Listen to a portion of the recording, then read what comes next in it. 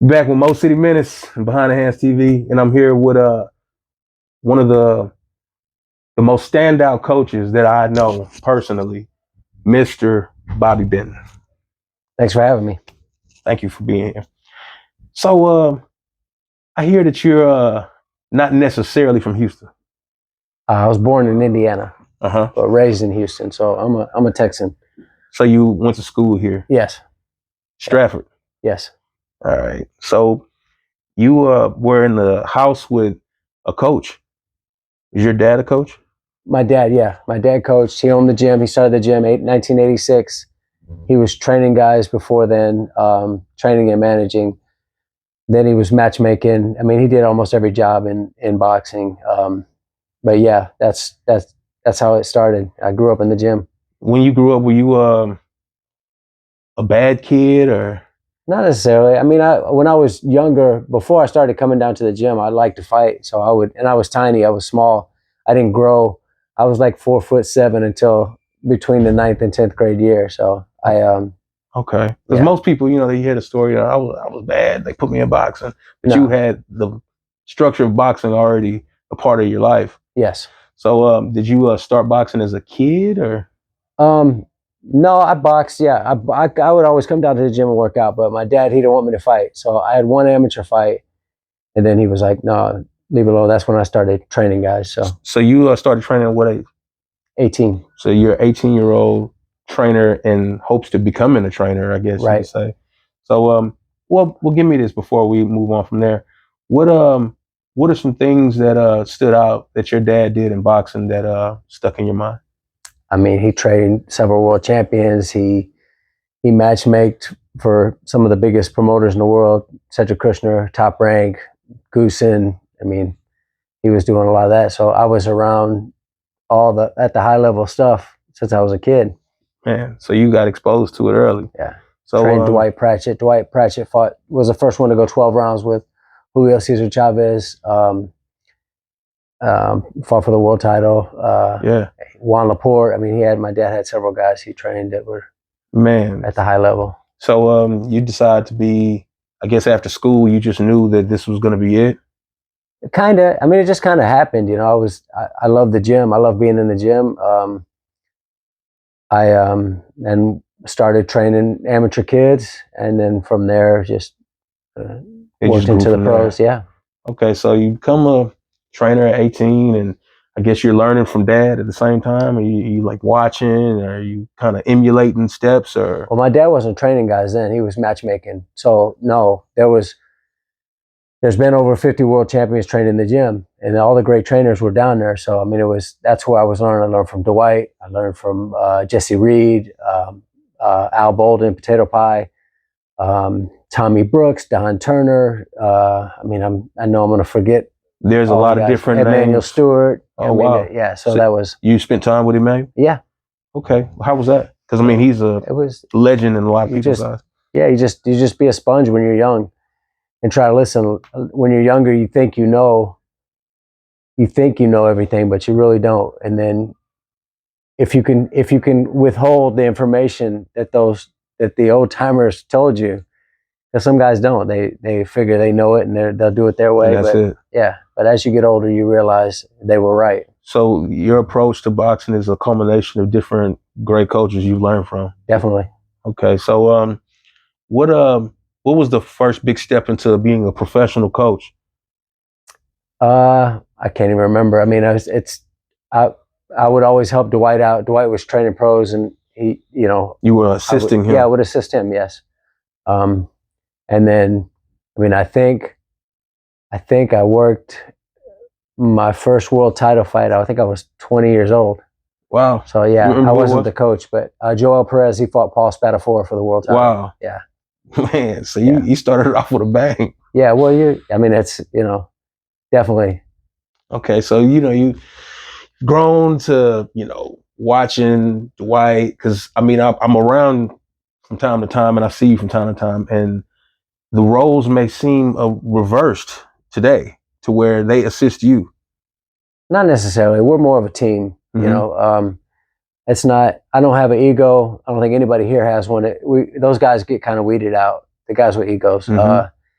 We're a team. We all work together. We all have we all have input. We all have stuff we think works. So, Aaron and I are really. I mean, him and I are tight. Aaron Navarro. Yes, he's my guy. So how did you come into acquaintanceship with Aaron? Was training at my dad's gym in like the '90s, and that's when we first met. So we've been knowing each other literally 30 years. Wow. Yeah.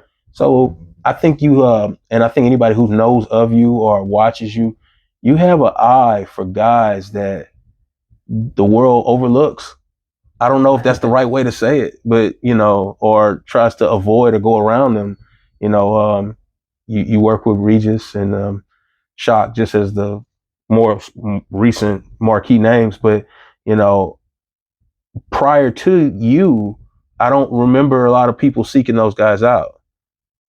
Well, I think it's I don't I don't think it's like seeking them out. I've never went to a guy and asked him to train me. I think it just kind of worked itself out, Mm-hmm. the way it does. But I don't know. I feel like we can make a difference, with our program, and not being stubborn and having it done just one way, because all these guys are different. So part of the process for me is learning them, learning what triggers them, learning what mistakes not to make. That's the hardest part of boxing is figuring out how you can make a difference on certain people, because they're all different. All these guys are different. The approach with each fighter has to be authentic and genuine and original. It can't just be the same. Right. But a lot of people do it the same way and it works.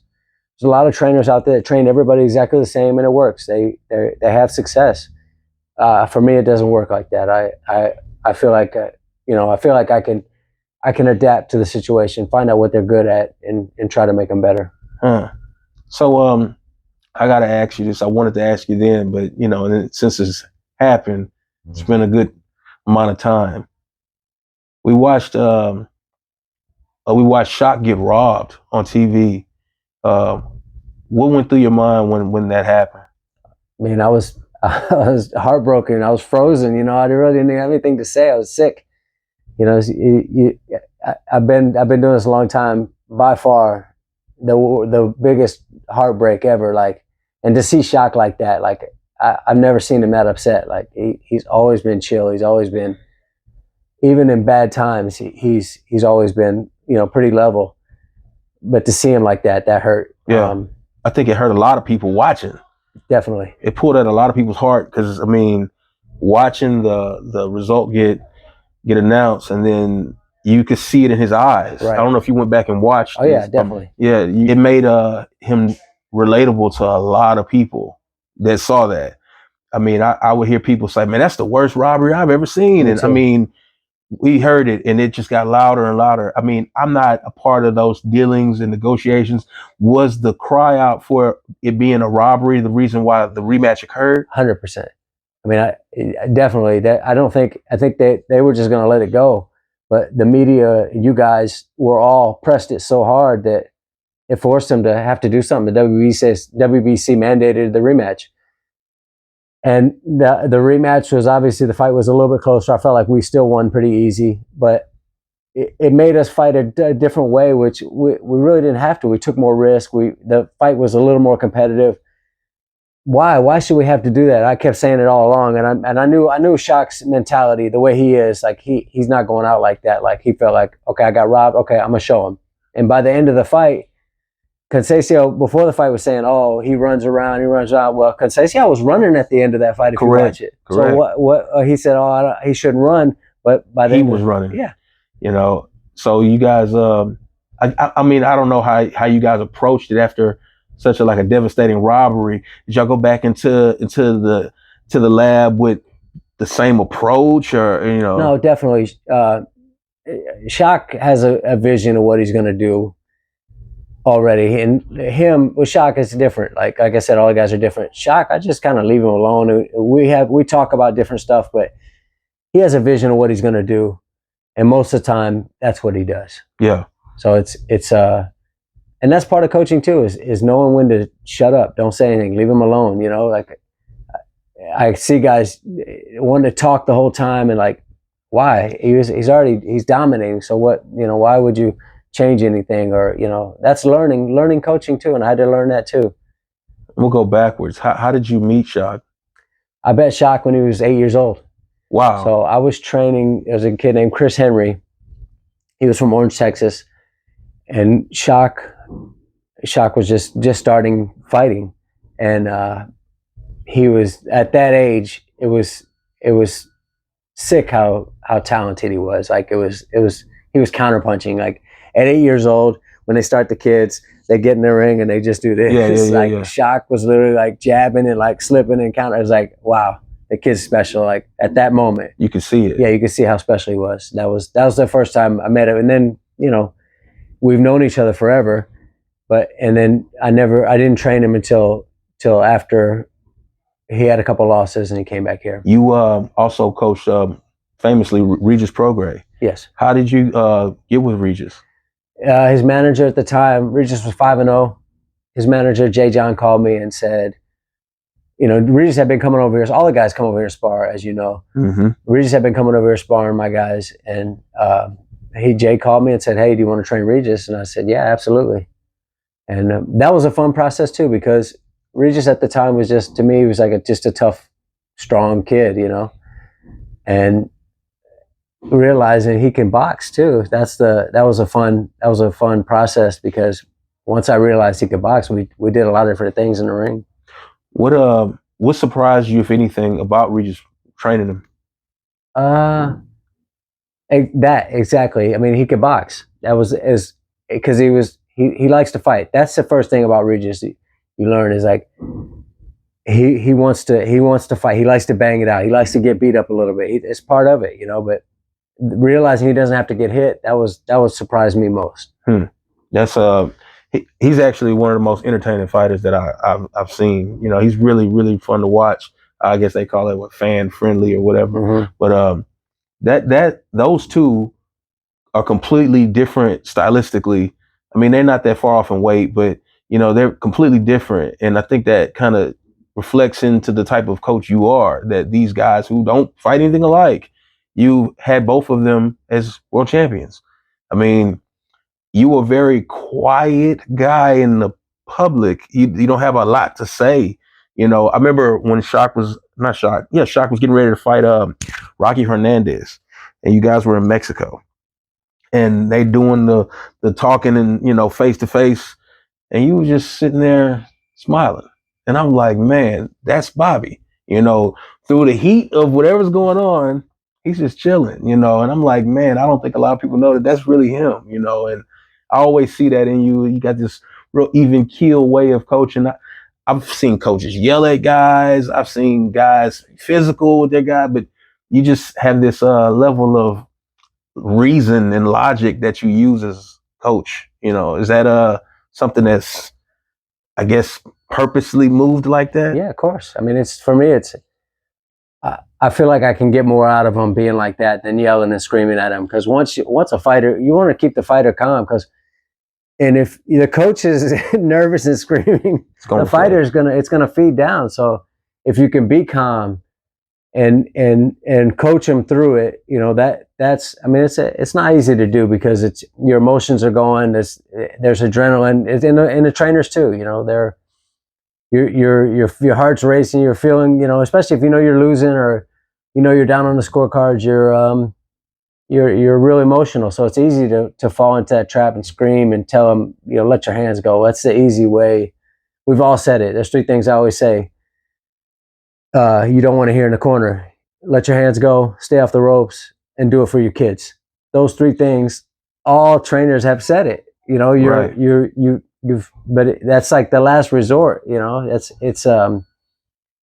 you're not doing good if you hear those things. If you're hearing those fighter, same, yes. Yeah, it's almost like when all else fails, exactly, say last these resort. things. Yeah, last resort. You're like, it's it. But so, I mean, you very young. You know, is this something that is going to be a part of you forever, going as long as you can, just coach? Or I think so. I mean, I still love it. So you guys get burnt out, and I mean, there's jobs in boxing that I don't like. I've done a lot of them, almost everything.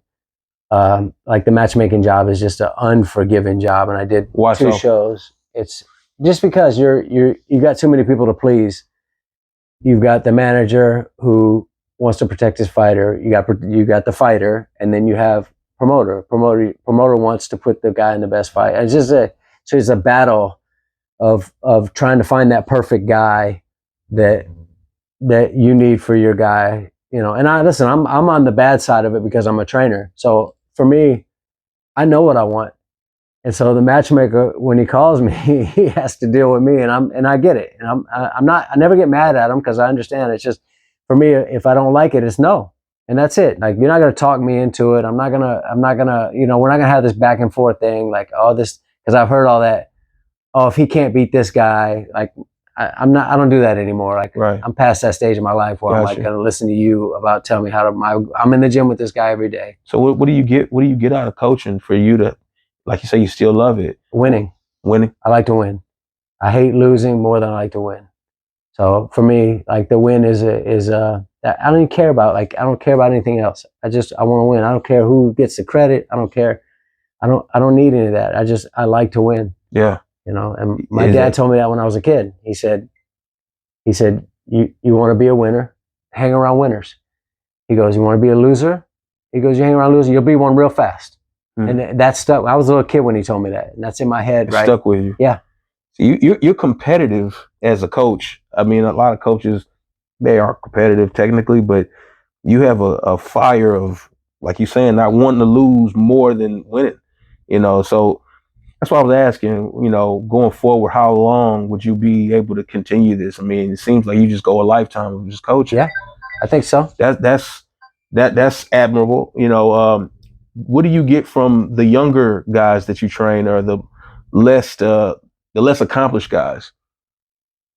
Listen, I like I said, that I enjoy coaching at every level. So no matter what it is, I feel like I can make a difference, and knowing your personnel, knowing what you're dealing with, right? There's not everybody's going to be a world champion, right? But can I protect them and make sure they don't get hurt? That's the and you know, get them to that point where they have a chance. Mm-hmm. That's the end goal. Like with those guys, I know certain guys are not going to be. They're not going to be superstars. They're not going to be champions. But can I protect them long enough to where they have a chance to make it? They have a chance to get there. That's really cool, because your approach and how you, I guess, like I was saying, like how you logically reason with guys, and then your want to win, or should I say, you're not wanting to lose, mixed with a guy who may not be, like you said, a world champion, that is kind of protecting him, you know, because you're with someone that's thinking this through for you, you know. But you know, I watch a lot of boxing. You know, I watch different forms and different styles of boxing. What got you into being a coach for the TCL? That was fun for me when Austin Trout, he fought in it. He fought in the All Stars thing. Mm-hmm. Okay, that was when it started, and they said, "Oh, we want to add a Houston team," and I was like, "I'm in. Like this is great. It's another competition."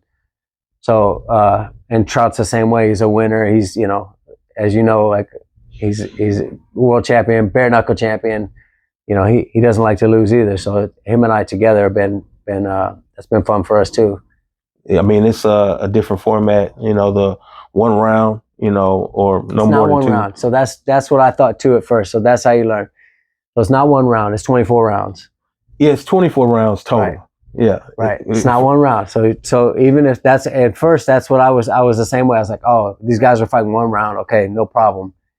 But no, there's a strategy now to win. Oh, how do we win the fight? All we got to do is we got to win 13 rounds, right? Right. Okay. See, that's a good way to look at it. And you know what I appreciated about it more, and maybe you have a different outlook. when you watch a regular boxing match, whether it be a title fight, whatever, you don't know the score until the end of the fight. You get the results, you know. But in the TCL, it's like a live score, a running score, like you're watching a basketball game. Right. I mean, it's constantly moving, and you get to the fourth quarter or the 23rd or 24th round, you kind of know what's needed to seal the deal. Definitely. Did that go into play when you were coaching? Yeah, absolutely. You can't get knocked out or whatever, you know. Yeah, we know can't get down. You can't, you know, it's even when it's close. And that's, to me, like, the judging was like, I don't know. I felt like the judging kept it close even when it wasn't sometimes. Yeah. And fine, no problem. It's part of it. And but in the end, you know what you got to do, like you just said. So if you know the last 2 rounds, and we had some moments like that where we would, you know, we won in the last couple of rounds, and those were exciting. You know, it was almost like an amateur tournament. When you've got, like, when I used to take like 10 kids to a tournament, and you know, 8 of them win, and you're like, yeah, we did good, right? Yeah, and that's kind of what that TCL was. Did you get a chance to interact or meet fighters that you had never met or worked with? Of course, yeah. I mean, all the other teams and most of the other coaches I know, were acquaintances, but yeah, definitely, you got to see, damn, this kid's really good, or, you know, you're. Because there wasn't a lot of bad fighters in this thing. It was, you know. I always tell people that it's filled with really good fighters. Yes. You know, but you said we didn't even go there, but I'll go here. Austin, who got you into it? How did you start with Austin? Because I mean, you've been with him forever since his pro debut. Yeah, Austin. I worked cuts for Austin and helped train him his whole career. So I've been knowing him since he was a kid, since he was still an amateur. He was coming to Houston sparring and training. His trainer, Louis Burke, another great trainer I learned from, you know, trained him through the amateurs and the pros. And but we were a team, you know. It's not a. So you rode with him since the beginning there. He's got world titles in boxing, right? And then currently you guys are mopping up bare knuckles together. Yeah. How is that for you? It's been fun. So. Same thing. Austin called me. He said, "What do you think of this bare knuckle?" And I said, "Well, who do they want you to fight?" He said, "Diego Sanchez." I said, "We're doing it." I said, "That's it." And so he was so happy because he wanted to do it. Obviously, he's a fighter, he's a killer. You know, super nice guy, but a killer in the ring. And he wanted to do it, but he wanted us to be. I said, "Yeah." I said, "Let's go." And so from that moment on, it's been. I mean, look, He's only got a few fights, and he's pound for pound. Yeah, he's pound for pound #1 in bare knuckle. Yeah. One fight. He fought one fight, Diego Palomino. Then he defended it. Yeah, and then Palomino he won the title, and then he just won his last fight with. How's your approach from being a boxing coach into coaching a bare knuckle situation like that? How do you go in? Because I mean, I'm assuming it's not the same. It's not. It's all different. So the punches you can't load up with shots. You really, what we do is a lot of touch shots. And Austin, listen, the transition has been fun because I got Bob Perez, my partner in the gym. He trains all the UFC guys, MMA guys. So those are the kind of guys we're fighting. So that's who we're sparring. When we spar them, Trout gets to spar them. He gets to work on his grappling game, the controlling with the hands and stuff. So yeah. And Austin's he likes to learn. He's still learning every day. So that was the strategy was the strategy of it's not boxing. It's not, but adding his boxing to the other side of it has been, you look what he's doing. He's barely getting touched in there. Yeah. It makes it look really easy. Easy. I watch him in boxing. You see all these different skills that he possesses. Then he goes into bare knuckles and then just really draws pictures on these guys, but I definitely enjoy watching it. But Bobby, we're not gonna hold you no longer than we had. I wanted to sit down and chop it up with you, and you see me at all kind of events, sneaking in and creeping around with a camera, and you've never said, "Hey, get him out of here." But no, but my guy, I wouldn't do that. But I appreciate you, and boxing appreciates you, regardless if they know of you or not. But you know, I think the world quietly watches you move without knowing much about you. So I just wanted to get a small glimpse into the mind of Bobby Benton. Thank you. Thank you. Appreciate it, buddy. Bobby Benton.